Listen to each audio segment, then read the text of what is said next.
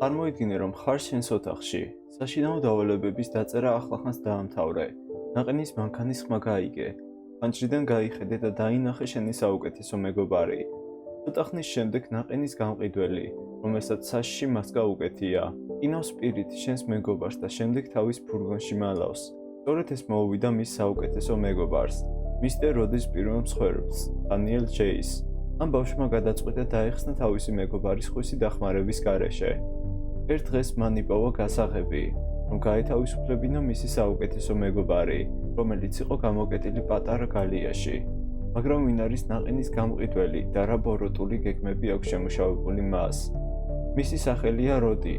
დედამისი მის მშობიარობას გადაყვა და გარდაიცვალა.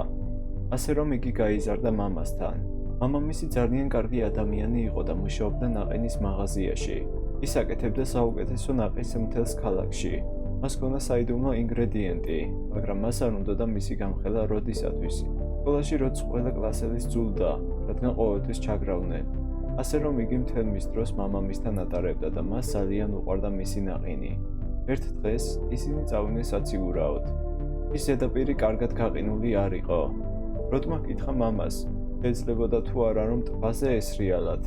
მამამისმა უთხრა, რომ ძალიან საშიში იყო, რადგან ტბა კარგად მოყინული არ იყო და ყინული ჩატყდებოდა. მაგრამ როდმა არ მოусმინა მამამის და გაიქცა მოყინულ ტბაზე. მამამისმა დაუყვირა, რომ უკან დაბრუნებულიყო, მაგრამ ის ისევ აგრძელებდა სირბილს. შემდეგ მამამისიც დაედევნა უკან, რაც შეეძლო მთელი ძალით მირბოდა, მაგრამ უცებ როც ყინული ჩაუტყდა და წყალში ჩავარდა. მამამისმა მოასწრო და თავისი შვილი დაიჭირა, მაგრამ სამწუხაროდ ყინულმა ვერ გაუძლო ორ კაცს და ჩატყდა. ორივე გაყინულ წყალში ჩავარდა. რამოდენიმე საათის შემდეგ ვერთ ფრენმა დაინახა, რომ ყინული ჩატეხილი იყო ტბაზე. როდესაც მიუახლოვდნენ, დაინახეს, რომ წყალში ადამიანები იყვნენ. როცა მაშველებმა ამოიყვანეს, მამაშვილი გაოცებულები იყვნენ. მამა მკვდარი იყო, მაგრამ როდი კიდევ ცოცხალი.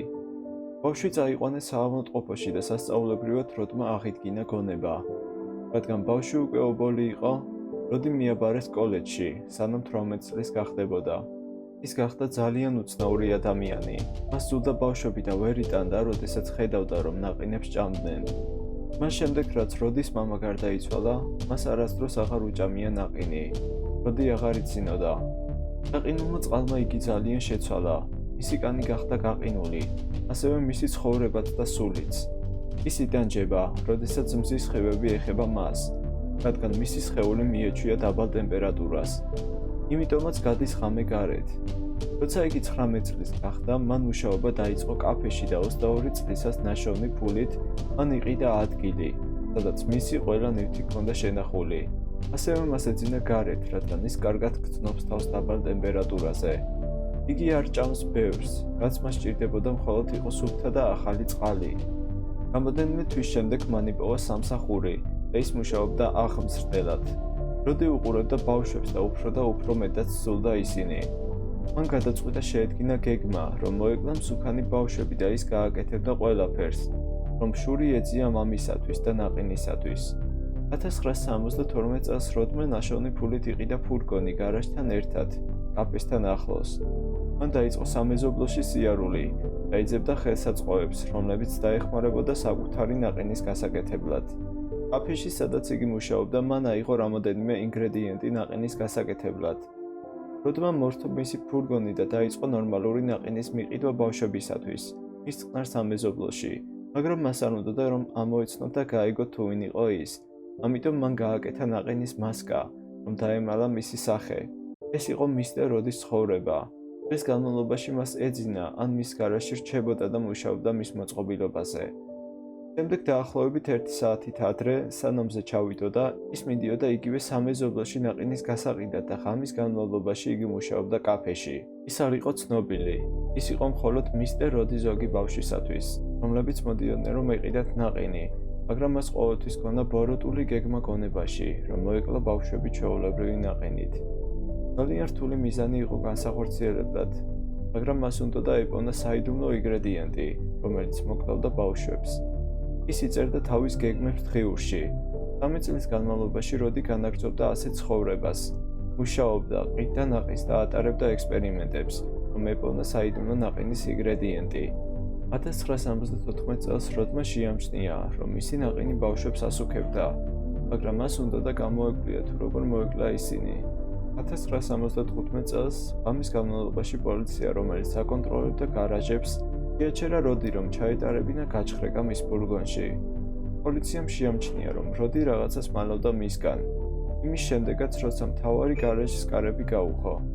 როდესაც პოლიცია იკვლევდა ადგილს, როდმა ლაგატკით ესროლა ქვა და პოლიციელი გაითიშა.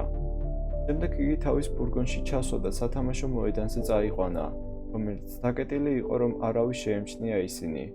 მას უნდოდა გართობა, ასე რომ მან პოლიციელს იარაღი და ტანსაცმელი წაართვა.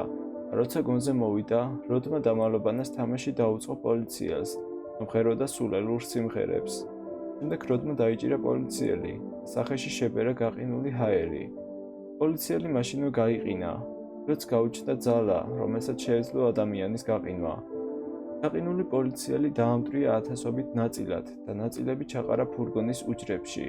პოლიციელი იძებნებოდა, როც სჭირდებოდა კაფის სამზარეულო, ასე რომ ღამეს მან მოკლა თავისი გაყინული ჰაერით ყველა მისი კოლეგა, რომელიც კაფეში მუშაობდა.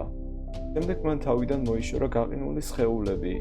მან აიღო ყველა მათი სამკერდე ნიშანი და ჩადო ჩემოდანში, პოლიციელის ოფისში. ის გამოდიოდა კაფიდან ყოველ ღამე, რომ ეპოვა ინგრედიენტები მისი ნაყინისათვის. 1975 წლის 15 ივლისს როდმა დაწერა მის დღიურში, რომ მან საბოლოოდ იპოვა სპეციალური ინგრედიენტი, ასე რომ მზის ჩასვლისას გამოვიდა გარეთ და წავიდა სამეზობლოში, რომელიც გადაეყარა მის პირველ მსხვერპლს, დანიელ ჯეის. მისტერ როდმა გაყინა იგი მისი ცივი ჰაერით.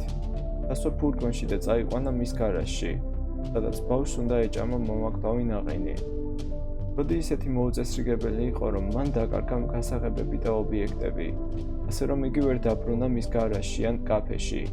იმ ღამეს მან გადაწყვიტა წასულიყო და მოეძებნა გასაღებები ყველა გაჩერებაზე, მაგრამ მან არ იცოდა, რომ მის ფურგონში იმალებოდა დანიელ ჯეის საუკეთესო მეგობარი და ის ეხმარებოდა მას მისტერ როდისგან გაქცევაში.